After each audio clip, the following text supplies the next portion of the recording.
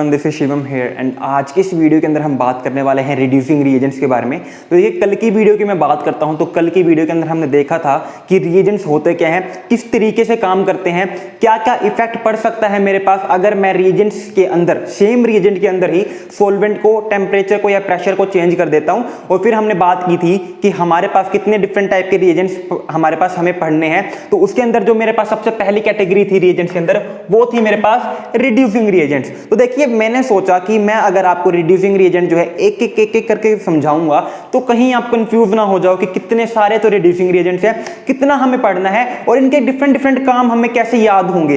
तो मैंने आपके लिए जो है रिड्यूसिंग रिएजेंट जितने भी डिफरेंट टाइप के हमें पढ़ने हैं उन सबको एक ही जगह पे नोट कर लिया है। और आपको जो है मैं सारे के सारे रिड्यूसिंग रिएजेंट्स आपको आज एक ही साथ बताने वाला हूं कि कितने डिफरेंट टाइप के रिड्यूसिंग रिएजेंट जो है आपको पढ़ने हैं और कितने डिफरेंट इनके एक्शन है जो कि ये आपको शो कर सकते हैं। तो आज की वीडियो के अंदर हम बात करने वाले हैं वो सारे के सारे रिड्यूसिंग रिएजेंट्स जो आपको पढ़ने हैं, ताकि आपको अपना रिड्यूसिंग रिएजेंट का जो सारा का सारा कंटेंट है वो एक ही जगह पर देखने को मिल जाए। तो चलिए स्टार्ट करते हैं। हमारे पास जो हमारा टॉपिक है दैट इज रिड्यूसिंग रिएजेंट्स। तो देखिए, मैं बात करता हूं अगर रिडक्शन को लेके, तो मैंने क्या कहा था, रिडक्शन का मतलब है मेरे पास कि मेरे पास जो भी गिवन सबस्ट्रेट है, रिएक्टेंट है, उसको मेरा रिएजेंट जो है रिड्यूस कर दे। अब वो रिड्यूस कैसे कैसे कर सकता है, मेरे पास तीन मेथड हैं जिसके थ्रू मेरे पास जो मेरा रिएजेंट है वो सबस्ट्रेट को रिड्यूस कर सकता है। सबसे पहला मेरे पास क्या था, एडिशन ऑफ हाइड्रोजन। सबसे पहला मेरे पास क्या था, एडिशन ऑफ हाइड्रोजन। सेकंड मेरे पास क्या है, एडिशन ऑफ इलेक्ट्रॉन। सेकंड मेरे पास है एडिशन ऑफ इलेक्ट्रॉन। और थर्ड मेरे पास जो है वो है रिमूवल ऑफ ऑक्सीजन। थर्ड मेरे पास है रिमूवल ऑफ ऑक्सीजन। तो मेरे पास जो मेरे रिड्यूसिंग रिएजेंट हैं वो इन तीन रिएजेंट्स, इन तीन फिनोमेना के ऊपर ही बेस्ड है। कुछ रिएजेंट्स ऐसे होंगे जो कि गिवन सबस्ट्रेट के अंदर हाइड्रोजन को ऐड करवाएंगे, कुछ ऐसे होंगे जो कि गिवन सबस्ट्रेट के अंदर इलेक्ट्रॉन को ऐड करवाएंगे, और कुछ ऐसे होंगे जो कि मेरे सबस्ट्रेट से ऑक्सीजन को रिमूव कर देंगे। तो चलिए बात करते हैं मेरे पास वो सारे के सारे रिएजेंट्स जो इन कैटेगरीज के अंदर फॉल आउट होते हैं, ताकि आपको ये पता चले किसी भी रिएजेंट का नाम देखने से पहले कि हाँ, ये रिएजेंट पहली बात तो रिड्यूस करवाएगा, और रिड्यूस कैसे करवाएगा, by showing this phenomena, right. तो सबसे पहले बात करते हैं मेरे पास एडिशन ऑफ हाइड्रोजन को लेके। तो मैं जब बात करता हूं एडिशन ऑफ हाइड्रोजन को लेके, तो यहां पे मेरे पास जो है दो डिफरेंट टाइप के रिएजेंट्स देखने को मिलते हैं। ठीक है, दो डिफरेंट टाइप के रिएजेंट्स देखने को मिलते हैं। एक तो मेरे पास होते हैं हाइड्राइड डोनर, एक मेरे पास होते हैं हाइड्राइड डोनर। हाइड्राइड डोनर से मतलब क्या है, मेरे पास वो रिएजेंट्स जो कि H नेगेटिव को डोनेट करवाएं, जो कि मेरे पास H नेगेटिव को डोनेट करें मेरे सबस्ट्रेट के अंदर। और दूसरे मेरे पास होते हैं कैटालिटिक हाइड्रोजनेशन वाले डोनर। कैटालिटिक हाइड्रोजनेशन, एक मेरे पास वो रिएजेंट होते हैं जो कि गिवन सबस्ट्रेट के अंदर कैटालिटिक हाइड्रोजनेशन करवा दें। ठीक है, यानी कि मेरे पास यहां पर क्या है, डायरेक्ट H2 का एडिशन करवा दें, डायरेक्ट H2 का एडिशन करवा दें।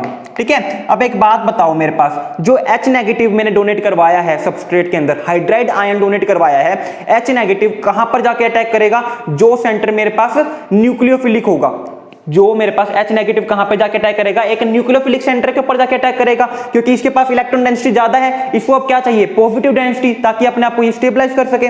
तो हाइड्राइड आयन जो है मेरे पास वो एक न्यूक्लियोफिलिक सेंटर के ऊपर जाकर अटैक करेगा मेरे पास।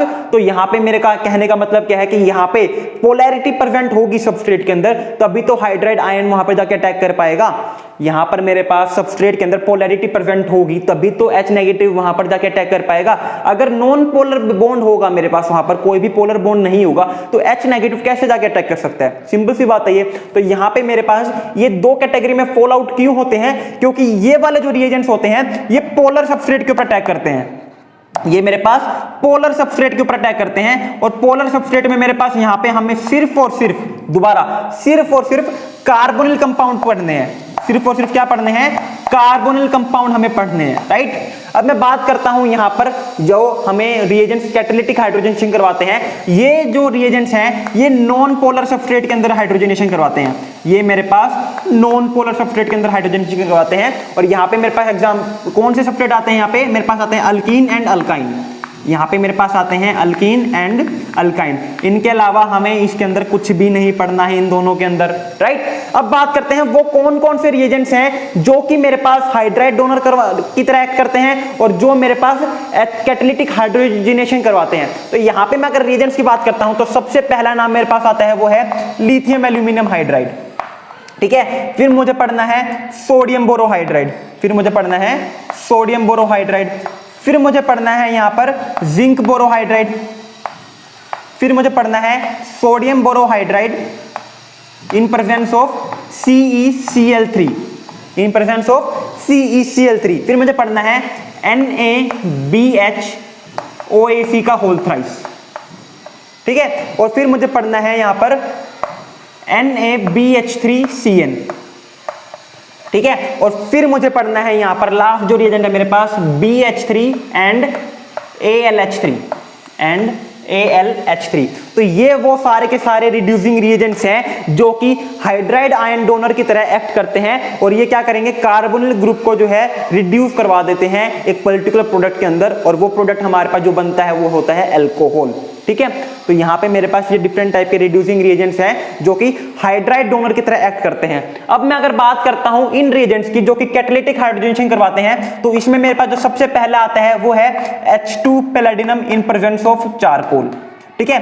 और ये वाला रिएजेंट की खास बात ये क्या है कि ये मेरे पास अनकंट्रोल्ड मैनर में हाइड्रोजनेशन करवाता है, ये मेरे पास अनकंट्रोल्ड मैनर में हाइड्रोजनेशन करवाता है, यानी कि अल्काइन दे दी मुझे, अल्काइन को अल्कीन में कन्वर्ट कर देगा और with in fraction of second alkyne को अल्केन में कन्वर्ट करवा देगा। इसको नहीं चाहिए कि मेरे पास मैं रुकूं, इसके पास वो स्पीड है जो किसी और के पास नहीं है, ये बस करता चलता है, इसको मजे आते हैं करने में, राइट। तो ये अनकंट्रोल्ड मैनर में हाइड्रोजनेशन करवाता है। दूसरे रिएजेंट की मैं बात करता हूं तो दूसरा मेरे पास है H2 palladium in presence of BaSO4, ठीक है। तीसरे की मैं बात करता हूं तो तीसरा मेरे पास जो मुझे पढ़ना है वो है H2 palladium in presence of CaCO3, ठीक है। इस रिएजेंट को हम क्या कहते हैं, इस रिएजेंट को हम कहते हैं लिंडलर कैटलिस्ट, इसे हम कहते हैं लिंडलर कैटलिस्ट, राइट। और यहां पे मेरे पास ये दोनों जो रिएजेंट हैं ये क्या करते हैं, कंट्रोल्ड मैनर में हाइड्रोजनेशन करवाते हैं, ये क्या करते हैं, कंट्रोल्ड मैनर में हाइड्रोजनेशन करवाते हैं मेरे पास, ठीक है। और यहां पर मेरे पास जो फोर्थ रिएजेंट मुझे पढ़ना है इसको तो स्टार मार्क कर लो, बहुत इंपॉर्टेंट है, that is Wilkinson catalyst, that is Wilkinson catalyst. और यहाँ पे मेरे पास जो ये विल्किंसन कैटलिस्ट है ये बहुत इंपॉर्टेंट है। पहली बात तो इसका आपको फॉर्मूला पता होना चाहिए, कैटलिस्ट क्या है मेरे पास, क्योंकि सामने ये नहीं लिखा आएगा कि आपको विल्किंसन कैटलिस्ट गिवन है, सामने आपको विल्किंसन कैटलिस्ट का फॉर्मूला लिखा हुआ आएगा। तो आपको पता होना चाहिए कि विल्किंसन कैटलिस्ट मेरे पास क्या होता है। विल्किंसन कैटलिस्ट का फॉर्मूला होता है PPH3 का होल थ्राइस, PPH3 का होल थ्राइस RHCl, ठीक है। यानी कि मेरे पास जो विल्किंसन कैटलिस्ट होता है वो क्या होता है, रोडियम मेटल से मिलकर बना होता है। RH क्या है मेरे पास, रोडियम मेटल, ठीक है। तो ये मेरे पास जो है वो रिएजेंट्स हमें पढ़ने हैं जो कि सामने वाले सबस्ट्रेट को कैसे रिड्यूस करेंगे, via addition of hydrogen, right. अब बात करते हैं मेरे पास सेकंड केस की, that is addition of electron. और ये वाला केस मेरे पास जो है मोस्ट इंपॉर्टेंट है, ये वाला केस मेरे पास मोस्ट इंपॉर्टेंट है क्योंकि यहाँ पे हमें गिने चुने 3 ही रिएजेंट पढ़ने हैं और हमें पता है वो इकोनॉमिक्स या बिजनेस में हम पढ़ते हैं ना, जिसकी सप्लाई कम और डिमांड ज्यादा उसका वेटेज उतना ही ज्यादा, उसका जो प्राइस है उतना ही ज्यादा। तो सेम वही वाली बात है, इसकी सप्लाई तो कम है, हमें पढ़ने 3 ही है, ठीक है, और इसकी डिमांड बहुत ज्यादा है। तो बहुत ज्यादा बहुत फ्रिक्वेंटली मेरे पास यही मेरे पास रिएजेंट जो है वो आते हैं मेरे किसी भी कॉम्पिटिटिव लेवल एग्जाम में, तो बहुत इंपॉर्टेंट है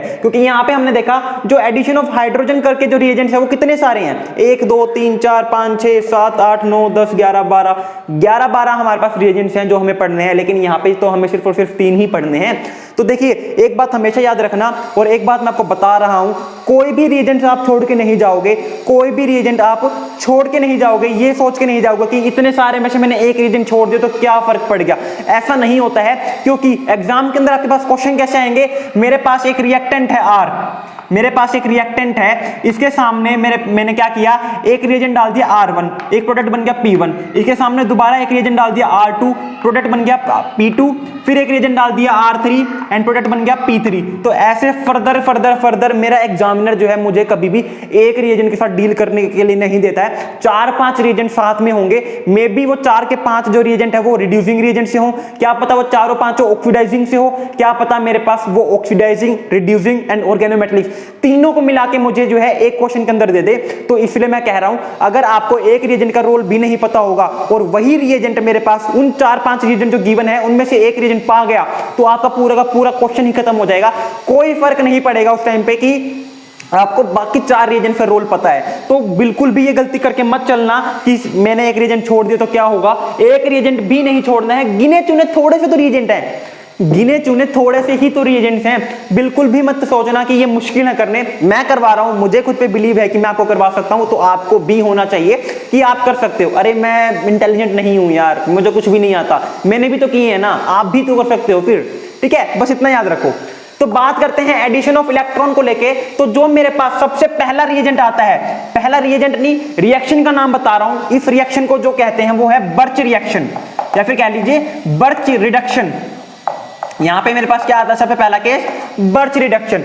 बर्च रिडक्शन के अंदर होता क्या है, मेरे पास एक लो आयनाइजेशन पोटेंशियल का मेटल होता है, एक लो आयनाइजेशन पोटेंशियल का मेटल होता है, एक लो आयनाइजेशन पोटेंशियल का मेटल होता है इन प्रेजेंस ऑफ सॉल्वेंट जो होता है वो होता है ammonia.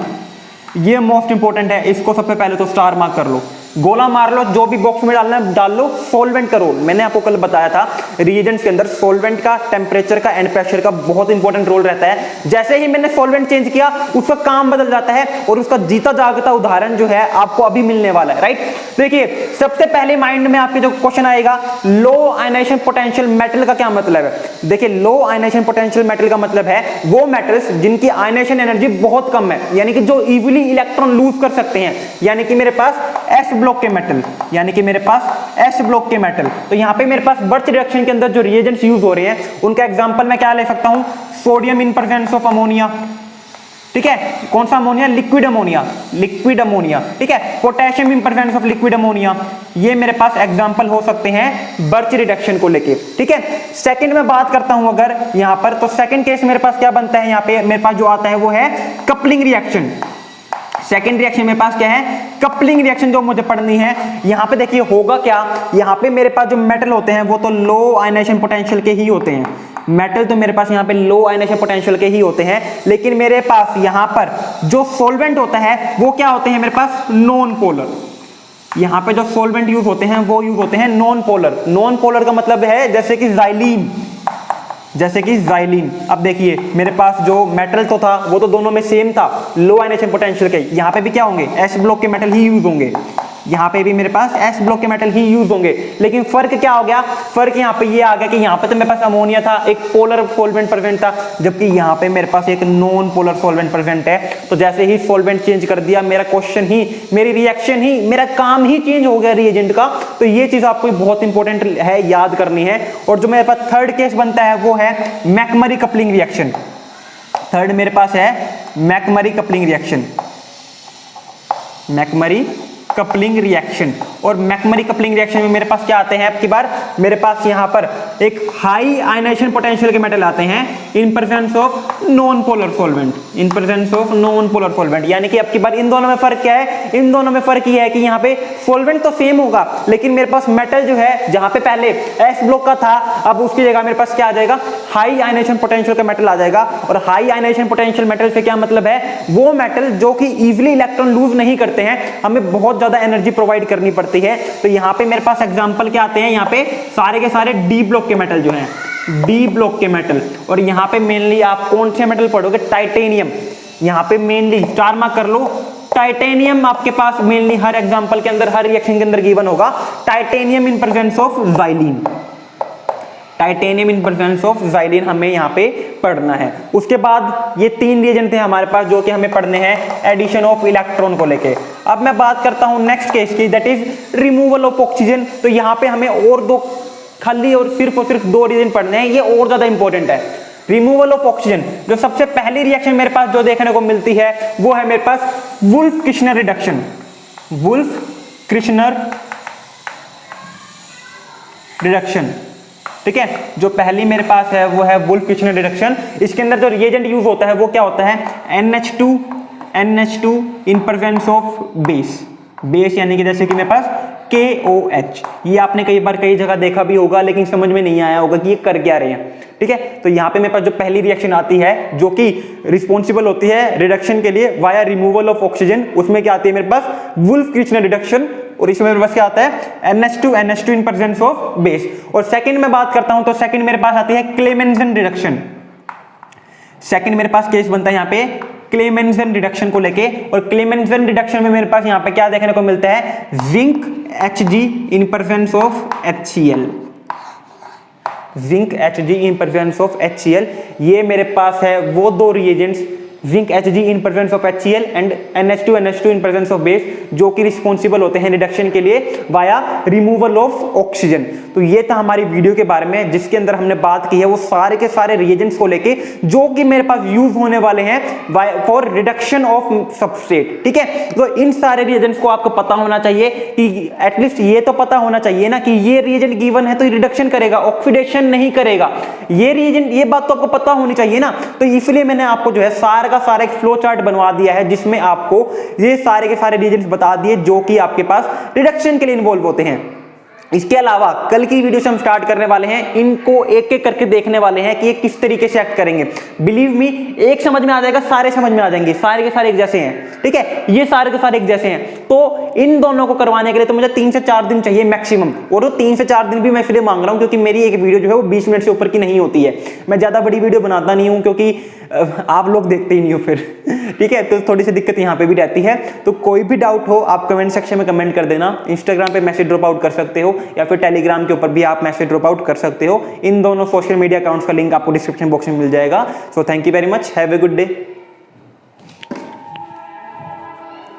Everyone, this is Shivam here.